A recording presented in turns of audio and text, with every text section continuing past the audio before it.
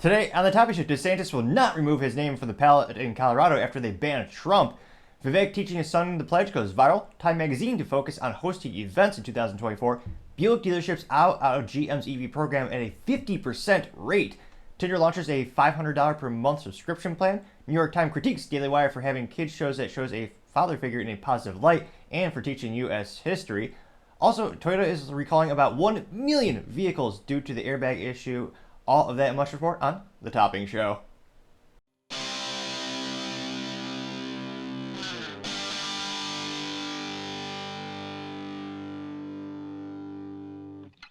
Thank you everyone for taking the time to tune in today. Today's episode of Topping Show is sponsored by Topping Technologies. Topping Technologies is an IT value-added reseller and services company with a special proficiency in IT security. Heck, I see their founder at least twice a day. Gotta say he's quite handsome and brilliant. He's me, you see, that's the joke. If you're an IT leader or a business owner, you can reach the team at sales@toppingtechnologies.com. Also trying to get to 4,000 subscribers by the end of December, so if you click that button, I would greatly appreciate it. Now, going over to the business part of the podcast, you have Time Magazine to invest in hosting events in 2024.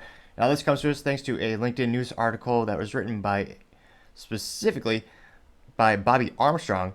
They know that Time has signaled the intention to focus on growing events revenue in 2024, and they also anointed a chief executive editor, Dan Makasi, to his chief events officer, which is a pretty fancy name. It looks like this year's 27 events, there were 10 last year, have been a boon to the media companies bottom line, showing a 70% year-over-year increase in U.S. revenue and a 14% bump internationally. Now, granted, they noted that no hard figures were released. CEO Jessica Shipley explained the move by saying the events are, quote, where the demands and the clients are, unquote. Which, well, yeah, it's one of those things where not a lot of people are buying magazines these days. And I know Time does a lot of things, but, I mean, mainly I know Time for their magazines, their editorials, and having their Man of the Year, which, if you look at the historical figures who they nominated throughout the years, is highly entertaining when you see, oh dear God, they nominated this person. Yeah, it's highly entertaining. Just take a scroll down history lesson. You'll see they've nominated many inept and some evil men historically. Now, it looks like they know that the staff will actually increase as well. They're going to grow their grow their event staff from 5 to 13 this year. And they'll be responsible for the design, sales, customer success, programming, as well as audience development. So it'll be interesting to see as these companies are continuing to attempt to adapt. As you know, a lot of these old media companies, all legacy media companies, trying to figure out, well, what else might we be able to do to actually, not go out of business as legacy media continues to generate less and less revenue, and even worse, they're generating less and less profits. So for many of them, their days are numbered, which is why throughout this years we've seen so many local tribunes, newspapers, a lot of these companies going out of business. So it'll be interesting to see as Time continues to evolve and continue to ramp up their event engagement, how it might boost the bottom line and how it might transform them as a long-term company and actually will stay around and perhaps maybe withstand the test of time. Although, as I always say, time shall tell, pun moderately intended, since that's their name as well. Other interesting business news, you have Buick dealerships opt out of General Motors EV program at a rate of 50%. Now, this comes to us thanks to a website by the name of Electrek.co, which, A+ for marketing, makes sense. You're going to talk about electric vehicles. Now, specifically, this is from Michelle Lewis, and they note that half of U.S. Buick dealerships will choose buyouts over selling EVs in 2023. Now, again, interesting. So perhaps, now again, we've looked at General Motors throughout the show several times. Mary Barra originally had a goal of Cadillac being full EV by 2030 and full EV, for Chevrolet, Buick, as well as GMC, them to be full EV by 2035. According to this article, perhaps they accelerated their adaptation rate or their transformation rate. This article says that Buick is moving to be all electric by 2030, and GM gave Buick dealers a choice in 2022: invest money. Geez Louise, I had to do a double take at the investment that GM wants for these dealerships to sell EVs. So if you're a Buick dealership and you want the privilege, well, let's be honest, a curse to sell General Motors EV Buicks, you would have to invest between $300,000 and $400,000. Now, that is according to Automotive News, so that they can prepare to sell EVs. And the alternative is, well, you can just voluntarily give up your franchise. Also known as you would no longer have the privilege or curse of selling Buick vehicles. So, I mean, obviously, you won't get any new vehicle allocations. You won't have the signage that represents the brand that 18 people still know and love, which, again, most of these dealerships have multiple brands that they work with. We've kind of moved past the day and age where there's kind of the singular dealerships where you'd represent one brand. Now there's pretty much more diversified. Now, they know that Buick dealerships opted into electric had previously been responsible for about 20% of the company's U.S. sales. Really? That's not too good. Some of your most best performing dealerships are now saying they would rather lose the ability to sell your product versus invest all that money into selling your new product. Now, they also know that Duncan Aldred, who's the vice president of Global Buick BMC, told Automotive News, quote, "I'm really pleased with where we are. The network, where we are now, is a good size. It's with dealers who are focused on the business, who've shown that they can recover the volume that the dealers who transitioning away were doing." Buick noted that around 89% of the U.S. population still lives within 25% of their dealerships. No, I can't fathom trying to remember that time I saw Buick, let alone saw Buick I actually want to buy. Perhaps one of the coolest things they did in my lifetime for Buick would be I believe it was the Regal GS. They actually had a Buick with a turbocharged inline 4-cylinder engine with Brembo brakes, and, most impressively enough, it had a manual transmission, also known as 3 pedals, also known as the best way to drive a vehicle, bar none. That's probably one of the coolest things Buick's done in my lifetime. But besides then, you've gotten to the point where Buick it's gone down in popularity and the perceived value of the brand. Now, it looks like going to Electric's take, they know that GM spokesperson Sean Poppett told Detroit Free Press, quote, "The average dealer throughout tripled while reducing 40% of our dealer points. These are compelling numbers. We have a leaner, stronger, and more effective network," unquote. So that's why Buick doesn't appear to be fazed by the drop in dealerships. They likely anticipated it. The 100% electric by 2030 plan is great, and the auto brand strategy is lean and clean. It wants all of its dealerships to be fully bought into the transition into EVs. Yeah. That'll be interesting. Again, when you look at the demographics of who buys Buick and Cadillacs, on average, most of them are more elderly. And again, if you look at the adoption rate of EVs, I would be curious to wonder, well, are they buying EVs at the same rate as other demographics? You also have a shorter time period to sell them products. So it'll be interesting to see how that goes. Now, let me see here. Interesting enough, they do have a fun little comment section, so dive in there really quick. One of the first comments comes from Elliot Gierno, and they say, quote, "Why do dealerships exist? Most people would say it's to sell vehicles, of course, but most of a dealership's money is made on the maintenance of the vehicle. They only make a couple $100 on the sale of the vehicle, unless it's marked up beyond MSRP. So why do dealerships want to avoid selling EVs? Because EVs represent an existential risk to their existence," unquote. Well, for the record, if you sell it at MSRP, they're making a couple $1,000s. It's not zero. And when they show you the dealer invoice, that's BS. They also get spiffs and incentives. So if they sell a certain amount of vehicles, they usually get a bonus from the parent company or the manufacturer of those vehicles. And there are several other ways that they make vehicles profitable. Also, financing is huge. Accessories is huge. So even if they were to sell to MSRP, they're still making a pretty penny. Granted, it'd be a vintage penny, which may not have actual copper, as opposed to the rudimentary garbage that they use now to make pennies, which is 99.99% zinc and just simply copper plated. It also costs the U.S. government, or more accurately, costs us, the taxpayers, a little over 2 cents to mint a 1 cent penny, which is perhaps a good metaphor for the United States government in general. So, and again, when they talk about making money on the vehicle, excuse me, yes, also they say, why do dealerships exist? To sell vehicles, of course. Yeah, that is another point of contention with auto dealerships. They make a lot of their money on services, and with EVs, there's a misconception. They do require service and maintenance. They require different, and in some cases less. Now, the big 500-pound gorilla in the room, or elephant in the room, is the lithium-ion battery that could cost you between, 12 and 25 grand, depending on what kind of vehicle you get. Now, that being said, I'm not sure how profitable it is to actually resell the battery if you're a dealership.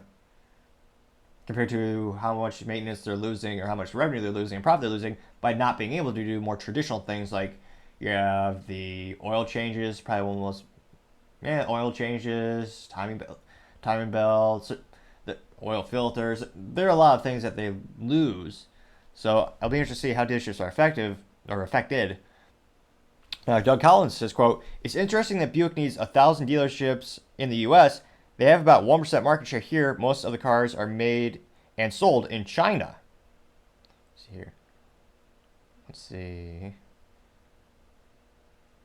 Pete Za says, quote, "One possible outcome from something like this is that, excuse me, the fewer dealerships there are out there, the easier it will be in the long run to migrate to direct sales.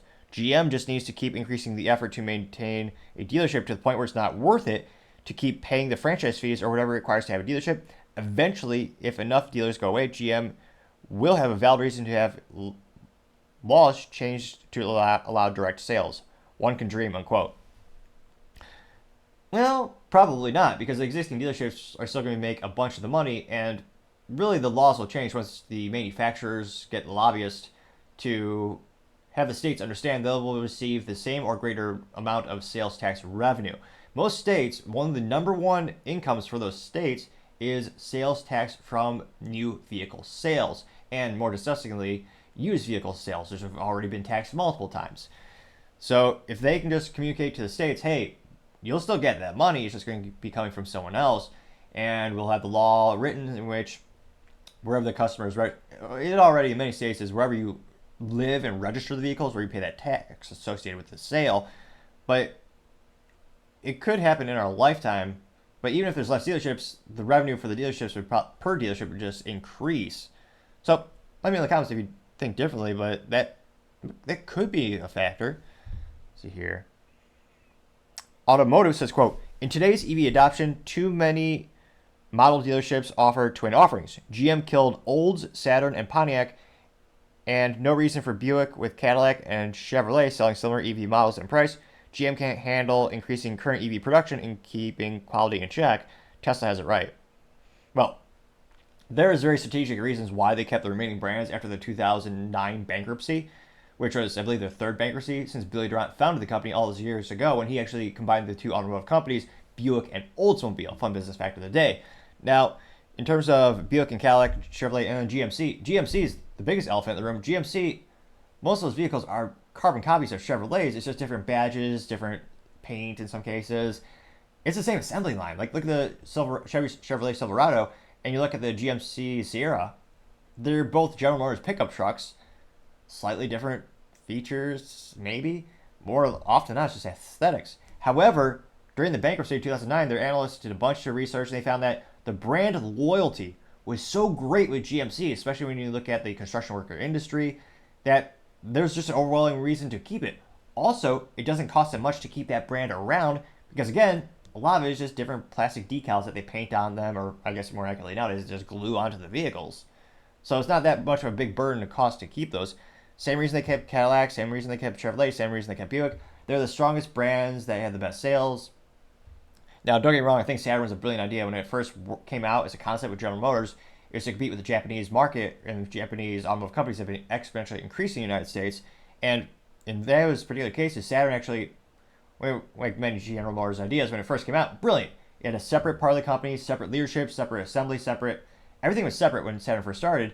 And they made some great vehicles to compete with the Japanese. Those dealerships are very unique, and also, unlike Chevrolet dealerships and Cadillac dealerships, there's no negotiating a Saturn dealership. You went in there, you got I think they call it like the fair price of the fair car, the right car at the right price, or something like that, where very similar to Carfax, or you just go in there and you pay that price. There's no negotiating.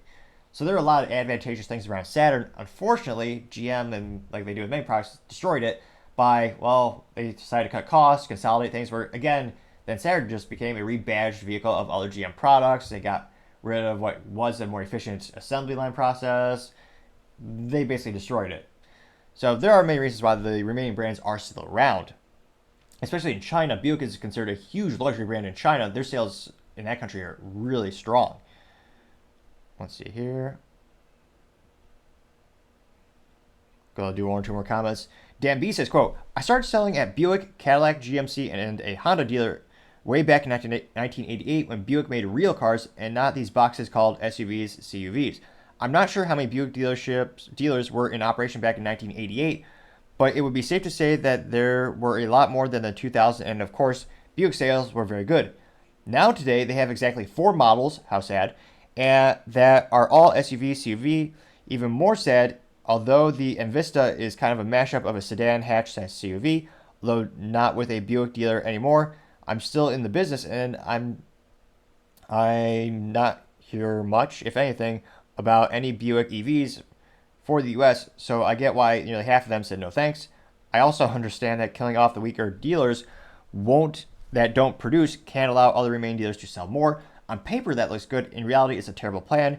You will now have the same buyer who live well over 50 miles from the nearest Buick dealership, and many well over 100 miles. No one is going to drive that far just to buy from a bland lineup of crossovers. Not when you could drive 5, 10, 15, or maybe 20 miles to find a Honda or Toyota or Nissan or Kia store. What makes me scratch my head the most, however, is that most of the Buick dealers are usually dual lines with GMC. Don't they have the EV infrastructure for GMC Hummer EVs? I swear sometimes I feel like these companies are like the blind leading the blind. And yeah, it is sad how Buick used to have so many cool, unique vehicles, and throughout the years they've just consolidated to make less and less and less. Same thing with Chevrolet. They used to make some great vehicles with stick shifts, also known as 3 pedals and manual transmission, but in their infinite wisdom, sarcasm, obviously, General Motors decided to kill the Corvette, which is now automatic only and they'll have an EV coming up. They killed the Chevrolet Camaro, which again was selling nearly double sales this year compared to last year, partially because it was leaked and then it was announced they were killing the product, which again, that was a great vehicle, the good old V8 and a stick shift, and last generation was actually made in good old Michigan. Of course, GM decided to kill that product. And then the Chevy Cruze, which I was impartial to, is my first car. I love the little Chevy Cruze Eco with the stick shift. That was a great little vehicle, and they killed that as well. So it'll be interesting to see, as you see this transformation with these automotive companies trying to push more EVs and attempting to get a direct sales model, it'll be interesting to see how many of these franchises say, you know what, I'm fed up, I'm not going to pay for that big upfront investment for something that's going to be, for us, the dealership community, usually less profitable. And really, at the end of the day, you look at the adoption rates in the U.S., not many people want EVs. They're still selling, but the adoption rate is decreasing. The biggest category that's growing, interestingly enough, is hybrids, which, I mean, I'm not a fan because they don't have 3 pedals, also known as manual transmission. Best way to ever drive a vehicle. But I understand why many people do appreciate that. I might question their ability to do math for long-term ROI since the batteries will die and cost a lot of money to replace. But, excuse me, nevertheless, that is a huge shift in the industry. It'll be fascinating to see how it goes from there. Now, going over to the culture part of the podcast, you have Tinder launching a $4.99 per month subscription model. Now, this comes to us thanks to a reporter on the X, or some people still call it the Twitter.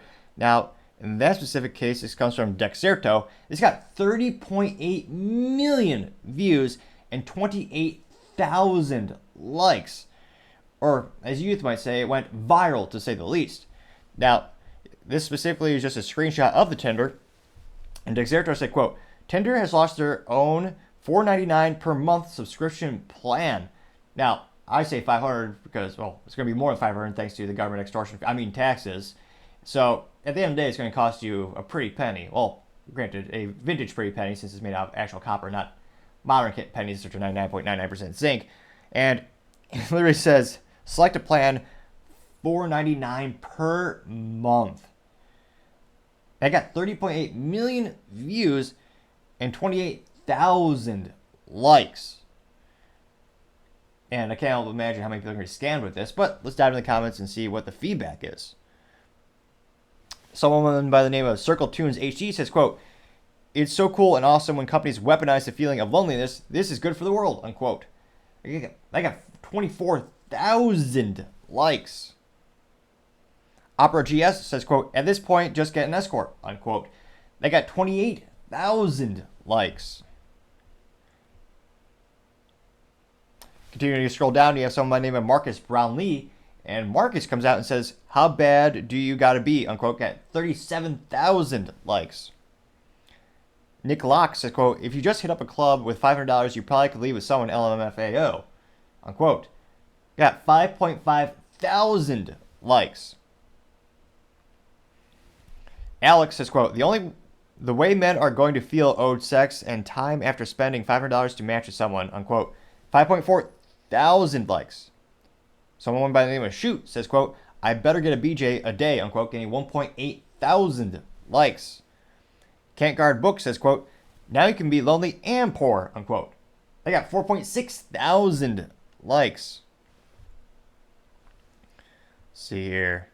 Mate says, quote, spending $500 and still getting 0 matches, unquote, and has a picture from The Onion and it has a lonely looking man saying, quote, man who thought he lost all hope loses additional bit of hope he didn't even know he still had, unquote. I got 7.9 thousand likes. Kiwara says, quote, pay to win on Tinder is insane, unquote, getting 9.1 thousand likes. Let's see.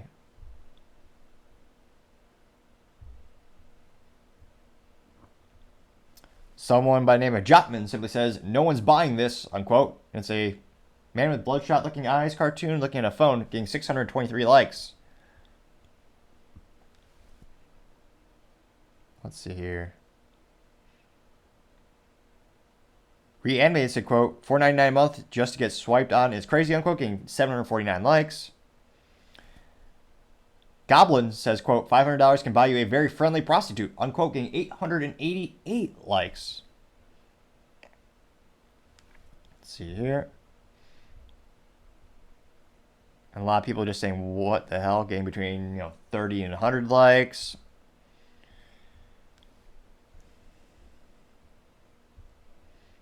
And as I continue to scroll, more and more and more, of course, they're just all roasting this idea. Because again, there are a myriad of issues when it comes to online dating and app dating. Perhaps I'm biased because I tried it and didn't really work out, obviously, or perhaps not obviously. But it's one of those instances where the odds are stacked heavily against you if you're a man. It's not just an issue with sample size, where if you look at most of these dating apps, the overwhelming majority of the population on the apps are overwhelmingly men. But it's also an instance where women are very selective on the app, only selecting the top. There's some statistic out there about like the top 6% get 90% of the matches or whatever like that.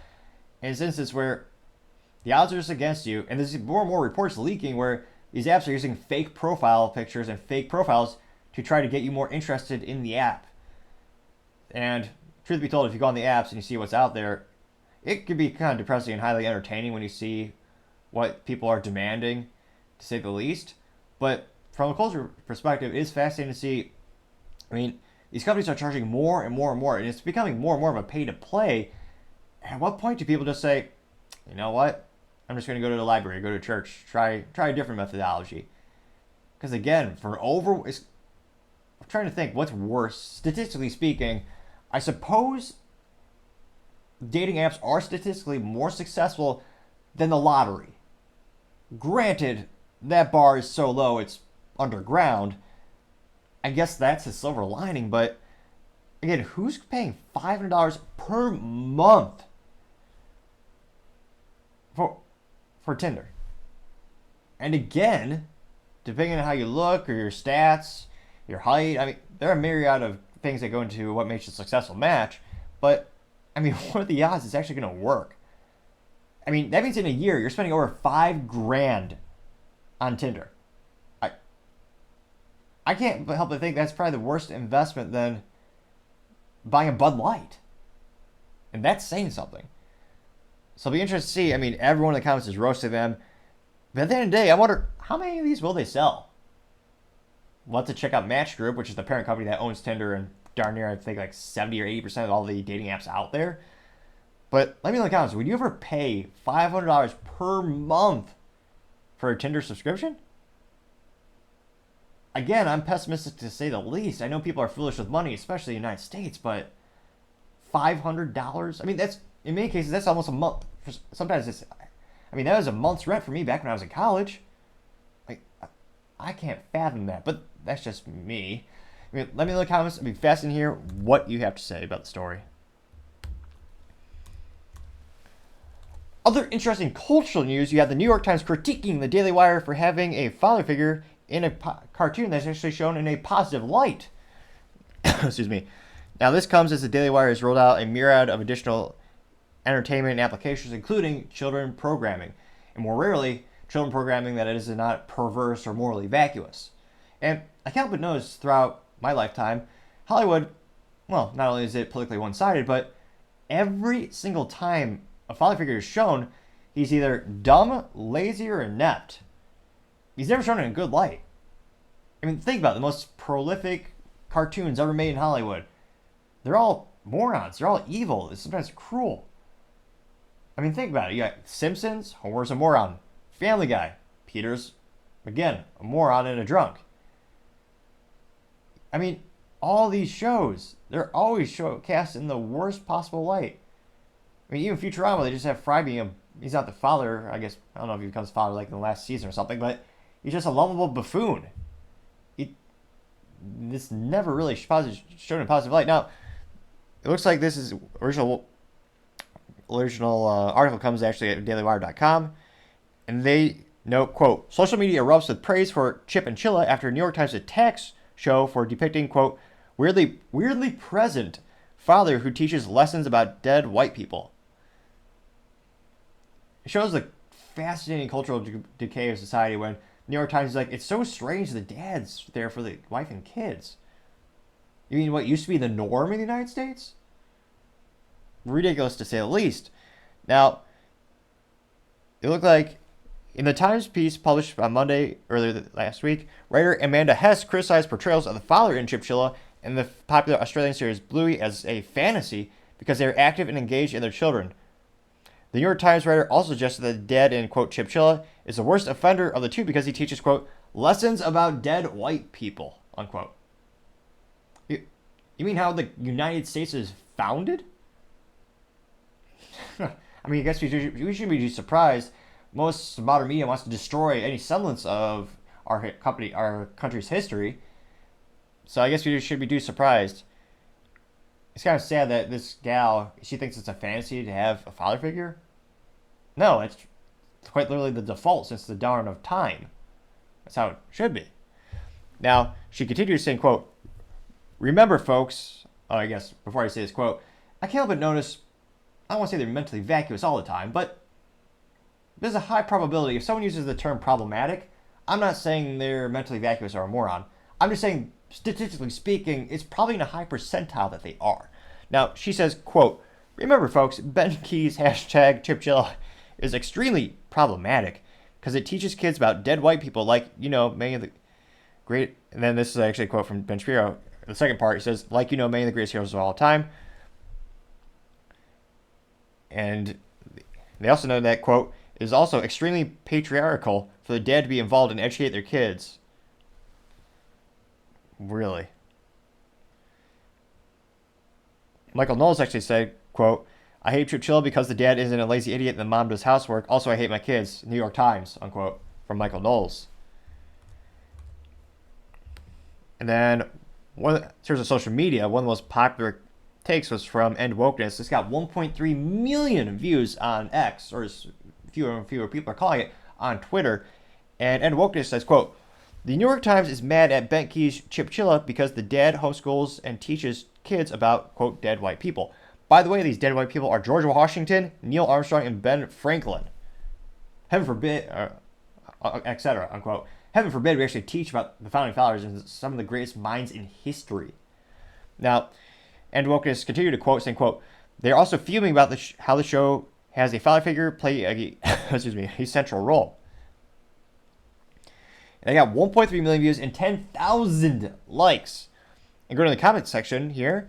Someone by the name of Washington's Ghost says, quote, two things Marxists hate, history and a strong family unit, unquote. Getting 3.7 thousand likes. And End Wokeness replied to that specific comment. And they specifically said, bingo, getting 1.2 thousand likes. See here. Sir Majesty says, quote, I have zero white guilt. Who is with me? Unquote. And this person has a picture of a gas meter on a vehicle. It says empty or full. It says empty and it says white guilt instead of having a fuel logo. And the dots, or the little bullet points below it say, quote, none of my ancestors owned slaves, nor did 95% of white Americans during the years of slavery. White Republicans died in the Civil War to free slaves. White Republicans voted unanimously to free the slaves and later voted to give them citizenship and voting rights. Democrats fought against all three of these amendments, unquote. That got 1,000 likes. Mark says, quote, hopefully this has the Streisand effect. You can't get a better endorsement than a hit piece from the New York Times, a strong male role model and as part of the nuclear family that kids can look up to is dangerous to Marxist culture, unquote, getting 271 likes. Bronos says, quote, that's not fair. You cheated with your money. And it's a meme of the Pikachu with the mouth open. And it says, and the left, and it says, left pushes liberal narratives on kids, parents, and then the other thing is parents subscribe to different platforms. Left, Pikachu, astonished, surprise face. I got 513 likes. Let's see here. D Mac, though I don't want to say F marketing, but there's not even a picture of McDonald's Big Mac, but nevertheless, this alleged Mr. Mac says, quote, it's time to ignore them, and is a picture with a, fountain from a brick wall, and it says, quote, why don't the 99% of us who aren't offended by everything quit catering to the 1% who are, unquote. That got 638 likes. Robert Spudis says, quote, let them be pissed. As dads, we must step up and do our job. We have them for such a short period. Train them up in the way that they should, unquote. And is actually, ironically, a picture of Walt Disney and a quote from Disney saying, quote, a man should never neglect his family nor business, or for business. It got 184 likes. It's ironic because what inspired Bent Key and the Daily Wire, the parent company behind it, to start these children's shows as well as their media, some of their films, is that the Daily Wire noticed that the Disney company had so perfectly alienated about half the country, injecting things around sexuality, again, father figures being moronic, and pretty much shooting themselves in the high-heeled boot. Some would say worse than Ron DeSantis. And they literally just created this opportunity for another business to come in and provide a superior product. And I forgot what the description is for Daily Wire, but probably at a better price as well. Now, Thinking West says, quote, they really don't want normal family dynamics being renormalized, unquote, getting 340 likes. Zach Rader says, quote, New York Times, upset about Chipchilla because teaching history is a dad joke, and apparently the five figures are the real forbidden knowledge, unquote. It got 193 likes. Joshua Merker says, quote, oh, here's a quote within a quote. He says, quote, then create your own Disney, unquote. Alternatives funded and created. No, not like that, unquote. Got 858 likes. The Outsider says, quote, whenever the New York Times is upset about it, keep doing it 100%, getting 265 likes. Carolina says, quote, they're afraid of families homeschooling their children because the kids might learn the truth, unquote. I got 432 likes. They also might learn, things actually have a modicum of value to modern society or to society in general. And maybe have a modicum of, financial intelligence, tell them not to take out student loans, teach them how to put a budget together. Things that public schools don't really teach anymore, which is why public schools are so, on average, so ridiculous. I mean, you have 32-year low for ACT scores, historical lows for math, science, history, technical scores, and yet the teachers union say they deserve even more money. The only instance where mediocrity is quite literally incentivized, public unions, more often than not. And as you continue to scroll, you just have overwhelming support for the Daily Wire, and they are quite literally the fastest growing conservative media company headquartered out of Nashville, Tennessee. And as they create more and more alternatives, and they fight what many consider to be the culture war, I can't help but think more and more people, especially in the middle, who don't want their kids exposed to certain political ideals or sexual themes, they're going to say, well, let's move away from Disney and go to something like Bent Key, which is providing this superior product that we can actually trust to actually have our kids watch. We don't need to pre-screen it as often. Now, in full transparency, no matter what it is, I always suggest pre-screening the content before exposing your children to it. But it's one of those instances where I think you're going to hear the market speak more and more, and the voice is becoming louder and louder. So we will see how quickly and how much more the Daily Wire will continue to grow. But I believe this is quite literally their multi-million-dollar idea. It's going to gain them a lot of net new subscribers, and it's going to just push them in the stratosphere from a cultural perspective and from a business perspective. Now, going over to the political part of the podcast, you have DeSantis saying he will not remove his name from the Colorado ballot, unlike Vivek. Now, this is actually coming from, let's see here, a little bit of a technical faux pas. This is coming a couple days after you had the Colorado Supreme Court saying that they will actually, instead of allowing the people to choose who will become the Republican nominee and subsequent president, perhaps, they're going to say, well, we're going to remove that decision. We're gonna take Trump's name off the ballot. And Vivek was very quick. He was right on point. He was the first one to come out and say, you know what? I'm going to take my name off because this isn't democracy. And he urged, a very smart move on the political chessboard, he urged the other candidates to actually drop as well. Now, partially, I think he knew that they're too selfish to do so, and subsequently, none of them have. And again, I'm not too surprised. And let's see here. Oh, that'll be fascinating to see. I wonder. I don't know if he was too embarrassed by this to delete it. Let me see here. Speaking in Iowa, what else is he doing? Oklahoma, claiming to want to drain the swamp. 19, DeSantis. Did they take it down? Talking about the border. Saying he's going to drain the swamp. How is this not there anymore? Let's see here. I wonder if he deleted it. Let's see. If Trump loses, he will say. Let's see here. All right, so I was able to find the clip, but it's let's see here. I was able to find the clip, but it's on another profile. So this one actually comes from Benny Johnson, and he says, quote, after Vivek Ramaswamy announced he would remove himself from the Colorado primary if Donald Trump was not on the ballot, Ron DeSantis says he will not do the same. And this looks like it's originally reported on Newsmax. And again, I'm not a doctor, but if you click the subscribe button, it may help with my enunciation and my speaking ineptitudes. Again, there are very few guarantees in life. I'm not saying it's 100% it'll work.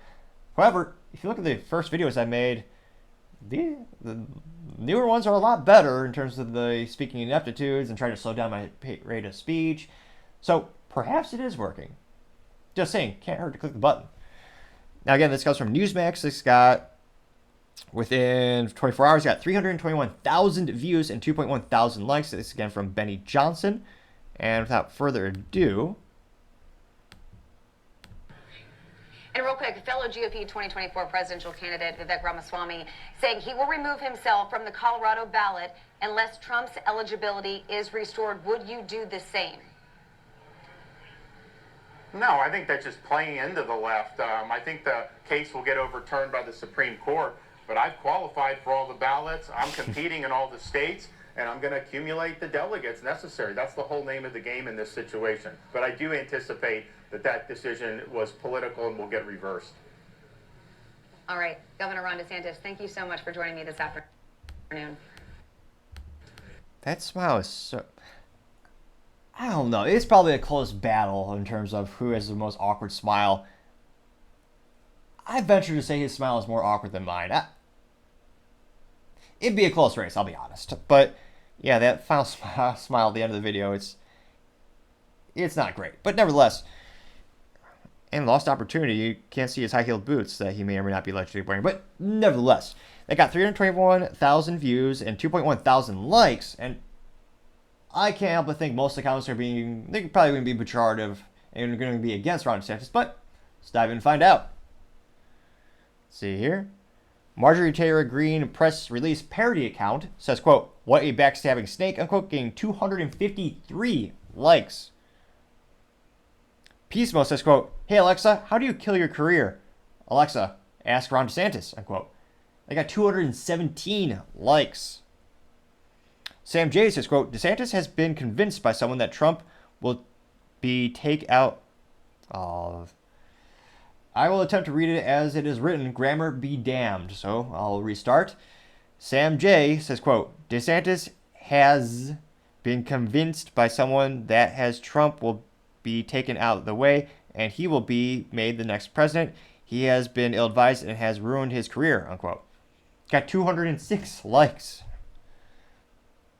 One bad dude says, quote, Ron is trash and his political career is over. He might as well be a Democrat. He seems swampy, unquote. Got 134 likes. Red Wave Press, who, I guess a name for marketing, their profile picture is in effect a picture of a red wave. And Red Wave Press, again, says, quote, and the issue is, unlike Vivek, DeSantis is running to win, not be a part of Trump's cabinet, unquote. They got 99 likes, and it looks to be one of the first positive comments, so they're starting to creep to the surface.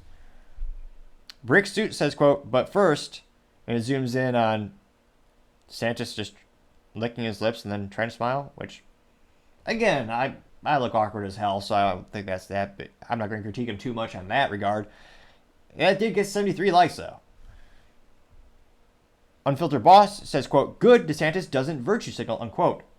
Getting 71 likes, but, I mean, a big part of DeSantis and why a lot of people like him is that he fought the culture war. He did several actions while, I guess he technically still is the governor of Florida, that I think a lot of people would say that's partially virtue signaling. Perhaps this person is trying to clarify that, well, yeah, that's an interesting take. Let me know if you disagree with that. Huh. All right. Fawad Rehman says, quote, I would say Ron DeSantis, Chris Christie, and Nikki should follow Vivek Ron DeSantis. Bold step. I got 17 likes. Let's see here. Andrew Henson says, quote, hashtag Ron DeSantis. Dang, you just lost. You're doing to anyway. But you had a chance to care about America and its democracy, and you proved who you are, and I'm glad it's now out in the public for good, unquote. Got 21 likes. Unauthorized Narrative says, quote, well, this is what DeSantis was hoping for all along, unquote. They got 48 likes. Bernie Bront says, quote, of course not. All he cares about is his political ambitions, not our republic, unquote. They got 32 likes. So interestingly enough, yeah, it's a slightly worse ratio than usual, which is saying something. Now, granted, this is Ron DeSantis' specific page. I'm not too surprised that he isn't actually boldly putting this out there or pinging this through his profile. But, yeah, usually when it comes to the subject of Ron DeSantis, it's maybe 60-40 split, 60% of the responses being more positive and 40% being more negative. But in this case, as youth might say, it was ratioed. Oh, that's a terrible snap. Let me redo that. I was like, oh, really? Twice in a row? Third time's a charm, some might say. There we go. That's slightly better. 3 times in a row, a little bit better. But, yeah, definitely not good for DeSantis. I don't know who wants to win by a technicality, or in some people might argue unconstitutionality, but it'll be interesting to see if this changes people's perception of DeSantis, because I think this clip will go even more viral as the time frame continues. Let me know in the comments, does this change your opinion of DeSantis? Does it increase your perception of him? Are you more likely to vote for him in the Republican primary? Or are you less likely to vote for him and your opinion of him actually has decreased? Be fascinating to hear what you have to say. Other interesting political news, you have Vivek teaching his son the Pledge of Allegiance going viral. Now, it looks like this is an excerpt. Excuse me. It's got a little over 400,000 views in 24 hours. And Vivek, before the video of him teaching his son, and this just shows you that no man is perfect. Instead of suiting up, as all men should, and he usually does, he's actually in a casual polo with his family. I understand you're with your family, but I'm sorry, no exceptions. Every man should always suit up, obviously. And he says, the text before the video is saying, quote, one nation under God, indivisible, in liberty and justice for all, American emoji flag. American flag emoji. Reverse the words there. And again, it did get 11,000 likes. So without further ado, I'll play that clip really quick. If you put it on your heart, that means you're making a promise. Okay? That's your heart, right? So you're putting your hand on your heart, right? Then you say some words. That means you're taking it very seriously. Okay? Ready? Say it. And you have to say it loud. I pledge allegiance to the flag to the flag of the United States of America. A little bit louder. Of the United States of America. United States of America. Yes. And to the republic for which it stands, one nation, under God, indivisible, with liberty and justice for all.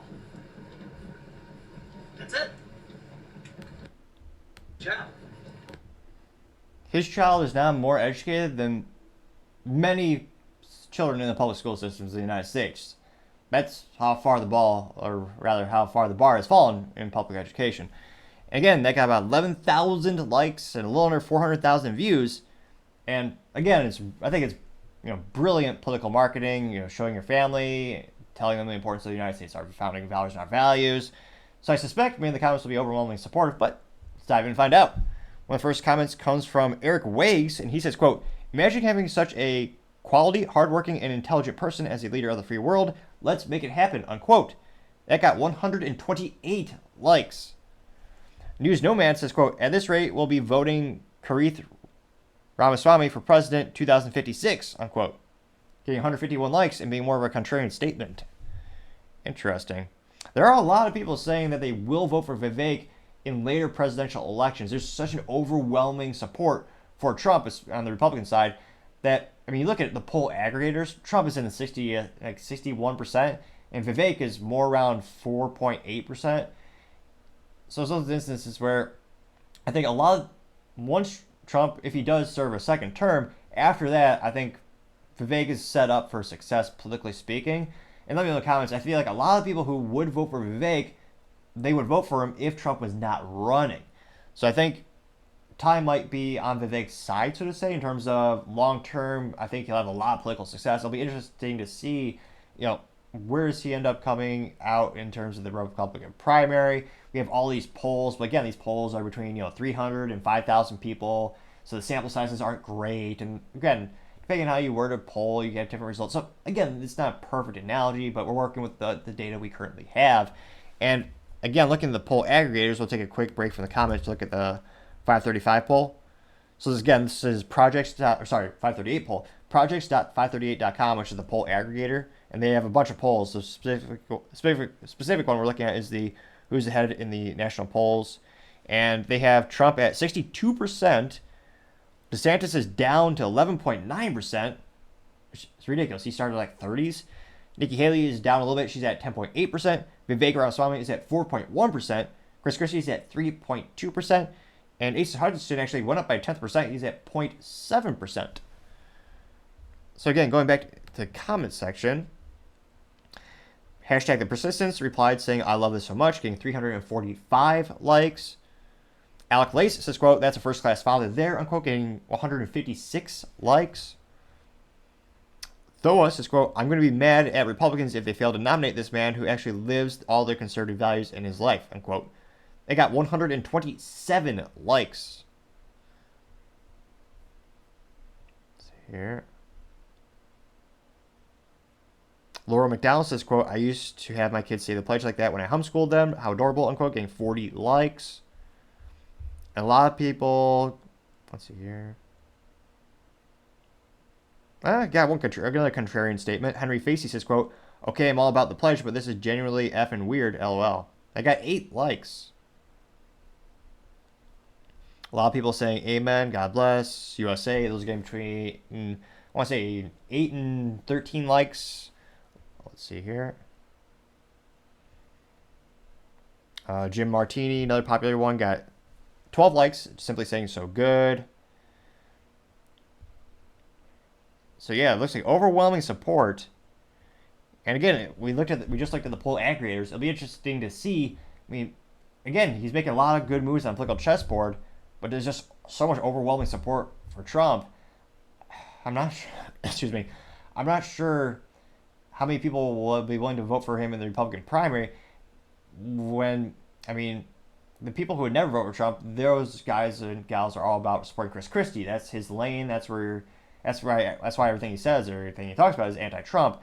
I mean, so that group of voters is spoken for. I don't see them changing necessarily. Even if you do get to the Republican primary, we actually know who the forerunner is and who wins the primary. Most people I can't help but suspect they'll probably just vote for Democrat. So I'll be interested to see. Let me know what. I mean, it looks like he's doing a lot of great moves. What does it take, or what does he need to do that he's not already doing in order to get back ahead in the polls? Because again, he was a couple of weeks ago. He was a lot higher. He was more towards the 7 or 8, actually, I think he peaked out 11.6% in the Republican primary polls. And again, he's down to, what is this? Down to closer to 4. So it'd be interesting to see what does it take. Let me know in the comments if you're fascinated to hear what you have to say. Now going over to the business blunder of the day, you have Toyota having a recall of 1 million vehicles for airbag issues. Even the bulletproof Toyota Camry has been hit. Now this comes to us thanks to WTOP News and the Associated Press. And last week it was reported that Toyota Motor Company is recalling 1 million vehicles over a defect that could cause the airbags not to deploy, increasing the risk of injury. The recall covers a range of Toyota and Lexus vehicles manufactured between the model years of 2020 to 2022. Included in the recall include the Toyota Avalons, the Camrys, the Highlanders, the RAV4s, the Siennas, even the Corollas, plus some hybrids in these models. Which, again, the Toyota Corolla, you got to keep that safe. That is literally the most successful car manufactured in history by number of units sold is a Toyota Corolla. Nothing else comes close. Even when I was in college back in the day, they passed the Ford Model T, which had been an icon for quite literally decades. That had been the most successful car in history prior to that. Now, it looks like the Lexus models are being recalled, which are much less inspiring for names. I prefer cool, unique, creativity names as opposed to just nomenclatures with letters and numbers, which I understand perhaps that increase the brand loyalty versus the model loyalty. But nevertheless, the Lexus vehicles that were affected by this recall include the ES 250, I like how they have to specify it's a sedan, and the RX 350, which they have to specify is an SUV. Now, specifically, the vehicles being recalled have sensors in the front passenger seat that may have been manufactured improperly. Those sensors could partially short circuit, causing the airbag system not to determine the occupant's correct weight and potentially not deploy in certain types of crashes. Now, note that Toyota and Lexus dealers will inspect the OCS sensors and replace them if necessary at no cost to the owners. Toyota will notify owners by the middle of February 2024 if they are in a recall. Toyota owners who think their call might be affected can actually just call toll-free at 1-800-331-4331 for details. Lexus owners have to call a different line, even though it's the same assembly line in many cases. That number is 1-800-255-3987. And yeah, this is really disappointing and shocking considering the most bulletproof cars on the planet are Toyotas and Hondas. It's one of those things where every time you watch any review channel where they're doing a durability test, most famously Top Gear did one with Toyota, I believe it's a Highlander, you just can't break the damn things. They actually had an issue, it had an instance where the Toyota, I believe they tested a Corolla, or the Celica, one of the two, it got to the end of the show, so every other car had stopped and broke throughout the testing, but that car didn't, and they drained the oil. And they ran the car again through some laps, and it kept going for several laps, which is insanely brilliant engineering. Like, they last so long. Like, every time you read an article about this car hit 1 million miles, like, what is it, 99.999% of the time, it's a Toyota or a Honda. They're damn near bulletproof. Their brand is reliability. I mean, Toyota does have some fun, exciting sports cars. They have the Supra with a stick shift. The Corolla GR is awesome. And they have some really cool things. But overwhelmingly, they're known for reliability. And to have a single issue, actually now my ADHD, is it the Corolla GR? I probably just saw one at the track last weekend. It had the unique tri-exhaust. It's a Corolla GR. Excuse me. But they have all the most best reliability on the planet, but they keep having these recalls. And again, thankfully this isn't as detrimental in terms of, thankfully no one's been hurt yet. There's not any reports of injury, so they're getting ahead of the issue. So again, there's a silver lining, and more often than not, if you squint hard enough in life, you'll find a silver lining. But again, it's one of those instances where I just can't help but think, they need to be triple checking all these suppliers. Because again, a lot of these, more often than not, you look at all the components of the vehicles, especially non-Tesla companies, it's overwhelmingly majority by third parties. I mean, one of the largest sensor manufacturers on the planet is Bosch, and they make a lot of the things that are behind the scenes. So the fact that, I don't know if they just need to double or triple how much effort they're putting into testing these suppliers, but the fact that they had such a big issue that affects 1 million vehicles, it affects their most reliable, most popular models ever. I mean, that's got to be the business blunder of the day. Thank you everyone again for taking the time to tune in today. Again, we're trying to get to 4,000 subscribers by the end of December. So if you could click that button, I would greatly appreciate it. Also, leaving a comment and a thumbs up is a great way to give me some additional feedback on how I can specifically improve the quality of the show, as I ever increasingly try to focus on enunciating more, slowing down my pace of speech, as that has been feedback that I know is something I need to work on. Also, and lastly, don't forget to take time to tell your family, tell your friends, tell your coworkers, heck, tell your enemies, tell anyone and everyone. Just stay safe and fight the good fight.